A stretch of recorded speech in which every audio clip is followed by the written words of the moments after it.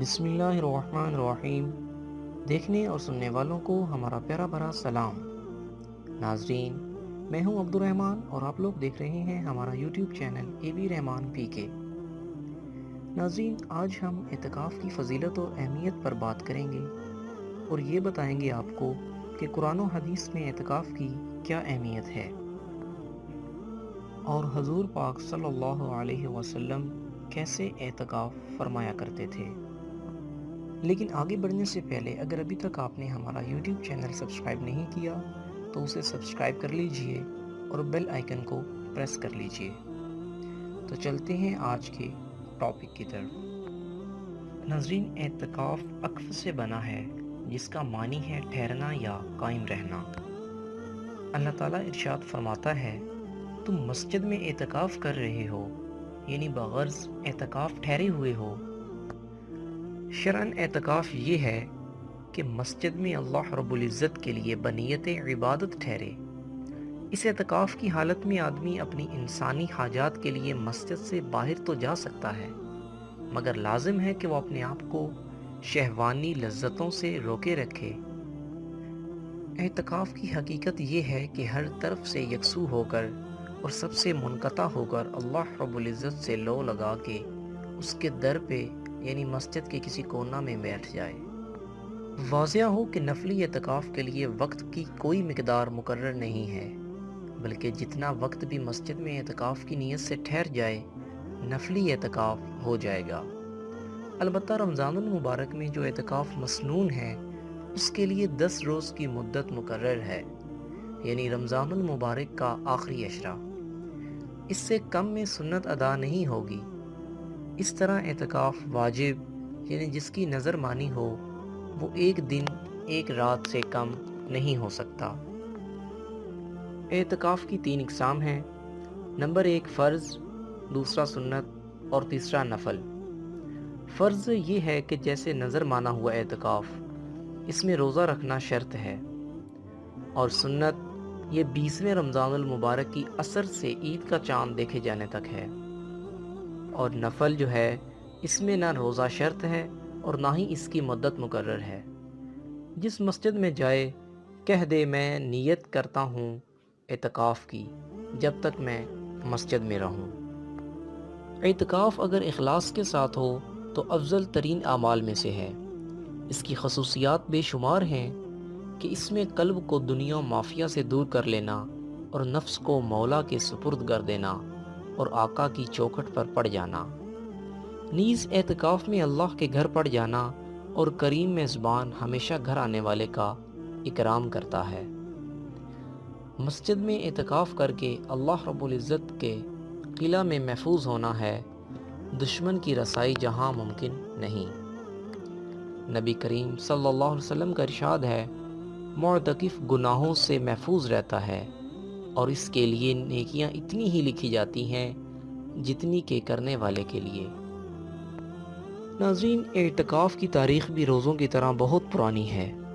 اللہ رب العزت اپنی پاک کتاب قرآن مجید فرقان حمید میں ارشاد فرماتا ہے، ہم نے ابراہیم علیہ السلام اور اسماعیل علیہ السلام کو تاکید کی کہ میرا گھر خوب صاف ستھرا رکھنا طواف کرنے والوں، اعتکاف کرنے والوں اور رکوع و سجود کرنے والوں کے لیے۔ آپ صلی اللہ علیہ وسلم نے ارشاد فرمایا کہ جو شخص رمضان المبارک میں 10 دن کا اعتکاف کرتا ہے اس کا ثواب 2 حج اور 2 عمرے کے برابر ہے۔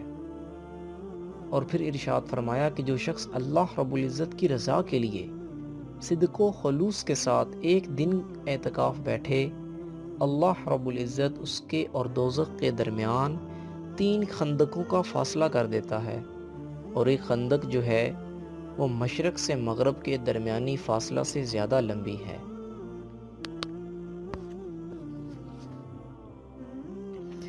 حضرت عائشہ صدیقہ رضی اللہ تعالی عنہ ارشاد فرماتی ہیں کہ حضور صلی اللہ علیہ وسلم رمضان کے آخری عشرہ میں اعتکاف فرمایا کرتے تھے۔ معتکف کے لیے یہ حکم ہے کہ وہ نہ کسی مریض کی عیادت کو جائے اور نہ ہی کسی جنازہ میں شریک ہو۔ اب بات کرتے ہیں کہ اعتکاف کی شرائط کیا ہیں۔ سب سے پہلی اس میں شرط یہ ہے کہ اعتکاف میں بیٹھنے سے پہلے نیت کریں۔ اس کے علاوہ یہ ہے کہ اعتکاف کرنے والا مسلمان ہو، عقل اور تمیز رکھتا ہو، پاک صاف ہونا ضروری ہے، مسجد میں اعتکاف کر رہا ہو، رمضان کا مہینہ ہو تو روزے سے ہو۔ اور خواتین کے لیے یہ ہے کہ خواتین جو ہیں وہ حالت حیض اور حالت نفاس میں نہ ہوں، اور دوسرا یہ کہ خاتون کو یہ چاہیے کہ وہ اپنے شوہر سے اجازت لے چکی ہو۔ نیت میں یہ ہے کہ ہر شرعی کام جو بھی انسان کر رہا ہو اس میں نیت کرنا لازمی ہے۔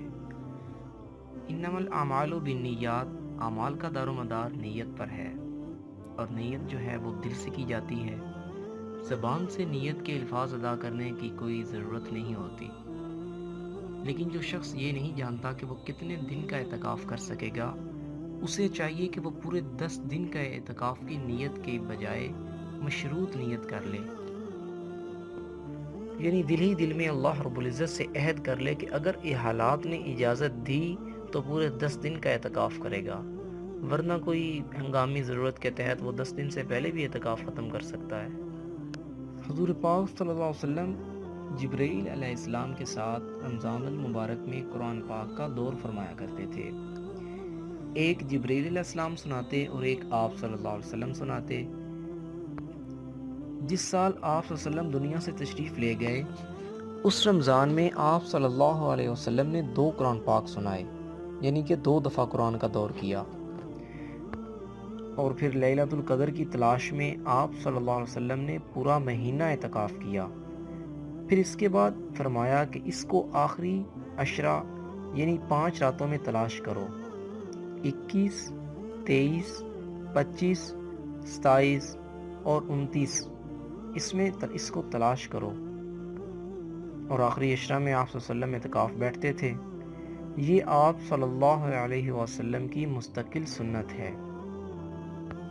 ایک اعتکاف جو ہے وہ آپ صلی اللہ علیہ وسلم نے کسی وجہ سے نہیں کیا، وہ ہوا کچھ یوں کہ حضرت عائشہ رضی اللہ تعالیٰ عنہ آپ صلی اللہ علیہ وسلم کے اعتکاف میں اپنا بستر لے کر آ گئیں۔ ان کو دیکھ کر حضرت زینب رضی اللہ تعالیٰ عنہ بھی بستر لے کر آ گئیں۔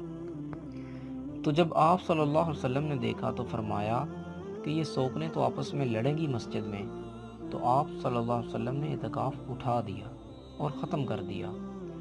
اور پھر شوال میں آپ صلی اللہ علیہ وسلم نے 10 دن اعتکاف کے گزارے۔ ایک دن کا اعتکاف 3 خندق جہنم سے دوری ہوتی ہے، اور ایک خندق کا فاصلہ زمین و آسمان کی معاونت کے برابر ہوتا ہے۔ تو اعتکاف آپ صلی اللہ علیہ وسلم کی مستقل سنت تھی، اور اس میں آپ صلی اللہ علیہ وسلم کی سخاوت بھی بڑھ جایا کرتی تھی۔ ایک دفعہ آپ صلی اللہ علیہ وسلم نے فرمایا کہ یہ اللہ رب العزت سب سے بڑا سخی ہے، اور اس کے بعد میں سخی ہوں۔ تو اس میں کھانا کھلانا عربوں کی فطرت میں سخاوت ہے، اور اجمی جو ہیں ان کی فطرت میں کنجوسی ہے۔ ہمیں سخاوت سیکھنی چاہیے، عرب میں سخاوت فطری ہوتی ہے۔ حاتم طائی سے کسی نے پوچھا کہ اپنے سے بڑا سخی دیکھا ہے؟ تو کہنے لگے کہ ہاں، سخی جنت کے قریب ہے، سخی لوگوں کے قریب ہے، اور جہنم سے دور ہے، اور بخیل اللہ رب العزت سے دور ہے، لوگوں سے دور ہے، جنت سے دور ہے، اور جہنم کے قریب ہے۔ اس میں صرف زکوٰۃ نہیں، زکوٰۃ سے اوپر بھی خرچ کرنا چاہیے۔ ہم بھی کسی کو کچھ کھلا پلا دیں تاکہ ہم بھی سخیوں میں آ جائیں۔ رمضان میں ایک آپ صلی اللہ علیہ وسلم کا روزہ، ایک تلاوت مستقل، اور ایک آپ صلی اللہ علیہ وسلم اعتکاف بیٹھتے تھے۔ جس سال آپ صلی اللہ علیہ وسلم نے اعتکاف اٹھایا، اس سال آپ صلی اللہ علیہ وسلم نے اعتکاف کی قضا دی تھی۔ پھر جو ہے رمضان المبارک میں جنگ بدر بھی ہے۔ آپ صلی اللہ علیہ وسلم 12 رمضان کو نکلے اور 17 کو یہ مارکہ ہوا، اور آپ صلی اللہ علیہ وسلم کامیابی کے ساتھ سرخرو ہو کر واپس لوٹے، اور پھر اس میں فتح مکہ ہوا۔ 8 رمضان کو آپ صلی اللہ علیہ وسلم نکلے تو عفان پہنچ کر آپ صلی اللہ علیہ وسلم نے سب کو دکھا کر پانی منگوایا، اور اپنا روزہ جو ہے وہ توڑ دیا، حالانکہ پیچھے سے روزے رکھ رہے تھے۔ تو جب صحابہ کرام رضوان اللہ تعالی اجمعین نے یہ دیکھا تو صحابہ نے بھی روزہ توڑ دیا۔ جو زیادہ ہمت والے تھے ان میں سے، انہوں نے یہ کہا کہ ہم جو ہے وہ اپنا روزہ پورا کریں گے۔ تو سفر اور شدت کی گرمی کی وجہ سے وہ نڈھال ہو گئے۔ ان سے نہ خیمے گاڑے گئے اور نہ اونٹوں کو چارہ ڈالا گیا اور نہ ہی گھوڑوں کی خدمت کی گئی ان سے۔ پھر سارا کام جو ہے وہ جنہوں نے روزہ افطار کر دیا تھا، تو آپ صلی اللہ علیہ وسلم نے شام کی نماز میں فرمایا کہ آج روزہ توڑنے والے روزہ رکھنے والوں سے آگے نکل گئے۔ تو فتح مکہ اور غزوہ بدر آپ صلی اللہ علیہ وسلم کی زندگی میں رمضان المبارک میں ہوا۔ اعتکاف میں آپ صلی اللہ علیہ وسلم تشریف فرما ہوتے تھے تو اپنا سر جو ہے وہ کھڑکی میں کر دیا کرتے تھے، تو حضرت عائشہ صدیقہ رضی اللہ تعالی عنہ آپ صلی اللہ علیہ وسلم کی کنگھی کر دیا کرتی تھی۔ تو ناظرین، جیسا کہ آپ نے سنا کہ جو شخص اعتکاف کرتا ہے، اللہ رب العزت ایک دن کے اعتکاف میں اس انسان کے اور جہنم کے درمیان 3 خندقیں حائل فرما دیتے ہیں، اور ایک خندق کا فاصلہ زمین اور آسمان میں جتنا خلا ہے اس سے بھی زیادہ ہے۔ تو سوچیں کہ اگر جو شخص 10 دن کا اعتکاف کرے اس کی کیا اہمیت ہوگی، کیا فضیلت ہوگی اس کی۔ ناظرین، اعتکاف جو ہے وہ ہر مسجد کے ایریا میں سے، محلے میں سے کم کسی ایک شخص کو لازمی بیٹھنا چاہیے۔ اگر کوئی بھی شخص پورے محلے میں سے اعتکاف نہیں کرتا تو وہ پورا محلہ جو ہے وہ گنہگار ہوگا۔ رمضان المبارک کے چند ایام باقی ہیں، ان میں کوشش کی جائے کہ جو آخری عشرہ ہے اس میں اعتکاف کی نیت اور کوشش کی جائے، کیونکہ دیکھیں کہ رمضان المبارک تو آتا جاتا رہے گا، نہ جانے اس کے بعد ہمیں یہ رمضان کی جو ہیں بابرکت گھڑیاں نصیب ہوں یا نہ ہوں۔ تو کوشش کریں کہ اپنی جامع مسجد میں جو ہے وہ اعتکاف کیا جائے، اور خواتین جو ہے وہ اپنے اپنے گھروں میں اعتکاف کریں۔ اللہ رب العزت مجھے آپ کو نیک اعمال کی توفیق عطا فرمائے۔